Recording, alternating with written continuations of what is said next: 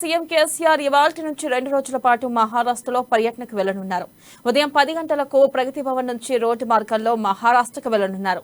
అది కూడా భారీ కాన్వాయ్తో వెళ్లనున్నారు. ఆయన వెంట పలువురు మంత్రులు, ఎంపీలు, ఎమ్మెల్యేలు, ఎమ్మెల్సీలు ఉండనున్నారు. ముందుగా పండరీపూర్, తుల్జాపూర్ ఆలయాల్లో ప్రతిష్టలు నిర్వహించనున్నారు. ఈ మహారాష్ట్ర పర్యటన పూర్తిగా రోడ్డు మార్గంలోనే సాగనుంది. ఇక హైదరాబాద్ నుంచి 500 కిలోమీటర్ల దూరంలోని షోలాపూర్ కు సాయంత్రం చేరుకునేలా ప్లాన్ చేశారు. షోలాపూర్ లో రాత్రి అక్కడే బస చేయనున్నారు.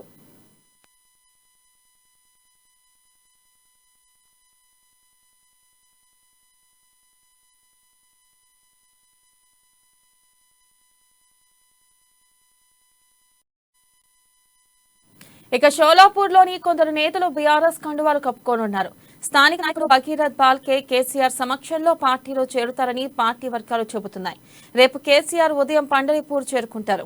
అక్కడి నుంచి విటో బరుక్మిని ఆలయంలో పూజలు చేయనున్నారు. ఇక అనంతరం ధారాషివ్ జిల్లాలోని శక్తిపీఠం తుల్జా భవానీ అమ్మవారిని దర్శించుకుంటారు. అక్కడి నుంచి రోడ్డు మార్గంలో తిరిగి హైదరాబాద్ చేరుకుంటారు.